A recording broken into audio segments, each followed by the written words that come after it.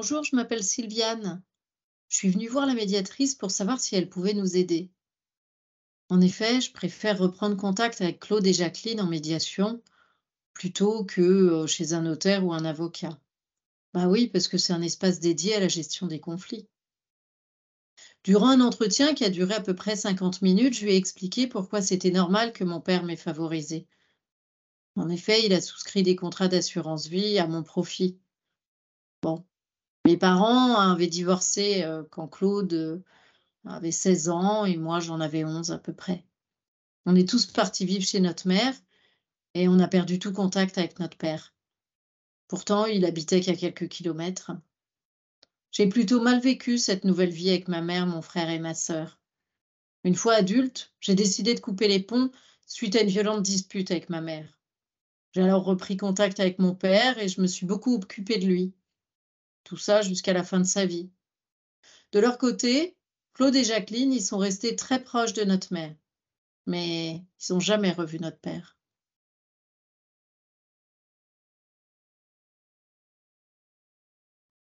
Bonjour à toutes les trois. Alors, je vais prendre mes notes, reprendre mes notes de la dernière séance. Alors, vous étiez venu me consulter concernant un litige qui vous oppose. En effet, votre père a donc souscrit un contrat d'assurance vie il y a une vingtaine d'années, dont la bénéficiaire qui était désignée, c'était Sylviane. Votre père avait pris l'habitude de verser depuis l'ouverture du contrat d'assurance vie un montant de 130 € par mois, mais quelques mois avant son décès, il avait effectué 2 versements exceptionnels de 100 000 € chacun. Claude et Jacqueline, vous contestez donc ces 2 versements que vous trouvez disproportionnés et vous vous interrogez sur la requalification possible en contrat de capitalisation.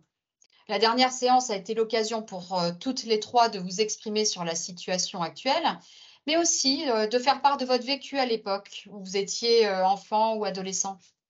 Sylviane, vous avez pu revenir sur votre ressenti par rapport au divorce de vos parents, à votre nouvelle vie avec votre maman et vos sœurs. Vous avez expliqué que vous vous sentiez à l'écart, seule, un peu différente et que vous avez finalement, décidé de couper les ponts avec votre mère après une dispute. Et c'est à cette occasion que vous vous êtes rapprochée de votre père avec qui vous avez maintenu des liens forts jusqu'à son décès. Claude et Jacqueline, de votre côté, vous avez pu exprimer le fait que vous n'avez pas vu le mal-être de Sylviane lorsque vous viviez toutes les trois chez votre mère, car vous étiez jeune. Vous aviez sans doute vos propres préoccupations. Vous n'avez pas compris, en fait, pourquoi Sylviane a décidé de ne pas, de pas donner de nouvelles et de couper les ponts brusquement. Vous ne savez pas pourquoi votre maman et Sylviane se sont disputées ce jour-là. Et vous n'avez pas accepté le fait que Sylviane n'ait pas assisté à son enterrement. Est-ce que j'ai bien résumé vos propos? Est-ce Oui, que vous, oui? Est-ce que vous auriez quelque chose à rajouter? Non, non, c'est bien ça. Sylviane, cela vous convient aussi? oui, oui, très bien. Alors, vous me parliez du décès de votre mère la dernière fois. C'était il y a combien de temps à peu près? Ça fait presque 5 ans que maman est morte. Comment cela s'est passé pour la succession? Est-ce que votre maman avait établi un testament? Est-ce qu'elle avait prévu des dispositions particulières? Non, non, maman n'avait rien prévu de particulier. Alors, je comprends que votre mère n'a donc pas fait de différence entre ses enfants et que finalement la succession a été divisée en 3 parts égales. Donc, Oui, c'est c'est bien ça. ça? C'est ça, ouais, c'est ça. On a tous eu la même chose, même Sylviane. C'est bien le cas, Sylviane? Votre mère vous a transmis la même chose qu'à vos sœurs? Oui, c'est vrai. Bon, il n'y avait pas grand-chose, hein, mais bon. Alors, si je comprends bien, ce que vous souhaitez aujourd'hui, Claude et Jacqueline, c'est d'une certaine manière restaurer un équilibre entre la succession de votre père et de votre mère. Oui, c'est ça, tout à fait. Bah, c'est normal que Sylviane ait plus que nous, car elle voyait toujours notre père et elle s'en est occupée jusqu'à la fin de sa vie, mais je veux dire pas au point d'être la seule à profiter des 2 versements. Sylviane, qu'est-ce que cela vous fait d'entendre cela? Vous comprenez la position de vos sœurs? Ce besoin d'équilibre? Oui, c'est vrai que j'avais pas forcément vu les choses comme ça, donc ça me fait réfléchir. Après, c'était la volonté de mon père aussi, hein, de me donner, ces contrats d'assurance vie. Donc bon, moi, ça m'embête un petit peu de pas le respecter. Alors, si je résume, de votre côté, Jacqueline et Claude, vous avez besoin d'une certaine équité dans la répartition de la succession de votre père, dans la mesure où votre mère n'a pas fait de distinction entre vous trois au moment de sa propre succession.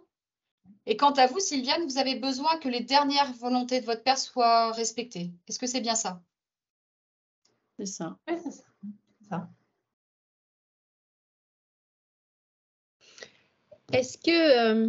Est-ce que nous pourrions envisager de nous revoir? Et aujourd'hui, Sylviane, nous avions une proposition avec Claude. Voilà, nous en avons parlé avec notre avocat. Donc, ça serait que tu gardes un contrat et que l'on puisse se partager le second. Donc, si tu pouvais y réfléchir et si, Madame la médiatrice, nous pouvions nous revoir avec nos conseils respectifs pour discuter de cette proposition. Est-ce que cela vous convient, Sylviane? Vous voulez réfléchir peut-être à cette proposition? Oui, bah, de toute façon, faut que j'y réfléchisse, que j'en parle avec mon mari, avec mes avocats, enfin mon avocat. Puis après, faut qu'on voie. Ils n'ont pas en plus tous la même fiscalité. Enfin bon, du coup, mais ça serait peut-être une bonne solution, pourquoi pas? Je dis pas non. Ce que je vous propose, c'est éventuellement, de me laisser une semaine et puis, je reviens vers vous, madame la médiatrice, à peu près dans une semaine et puis je vous donne une réponse. Mais bon, c'est vrai que ça peut être une option intéressante.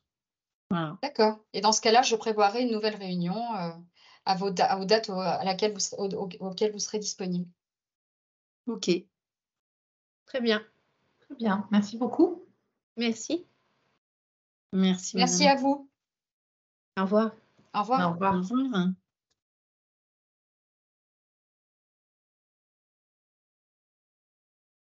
Je suis vraiment soulagée et heureuse.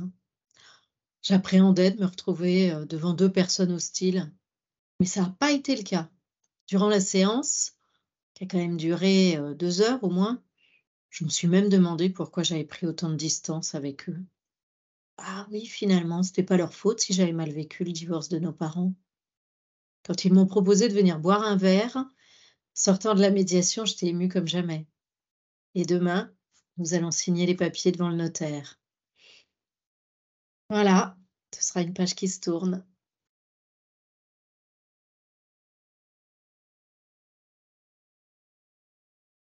Ça n'a pas été facile de se retrouver face à face après autant d'années et de remuer le passé.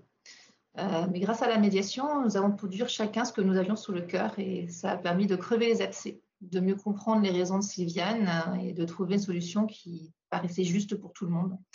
Je pense qu'on va pouvoir repartir sur de nouvelles bases et ça fait plaisir de se retrouver après autant d'années. Donc, merci.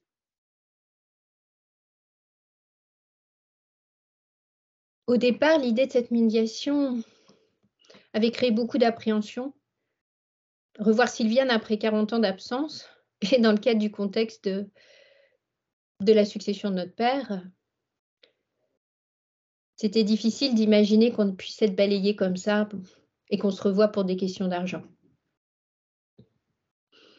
Écouter Sylviane dans le cadre de cette médiation, c'était finalement rencontrer de nouveau ma sœur et pouvoir aborder ce qui n'avait pas pu être dit pendant toutes ces années. Ce qui a changé la médiation, c'est que je puisse comprendre que notre père, dont elle s'est occupée, qu'elle a accompagné jusqu'à la fin de sa vie, ait voulu marquer cette profonde affection qui les avait liés. Même si ça m'avait semblé injuste qu'on puisse être mis de côté comme ça, je le comprends. Pouvoir de nouveau être ensemble, boire un verre, trouver un accord. Je n'aurais pas imaginé que ça puisse être ainsi.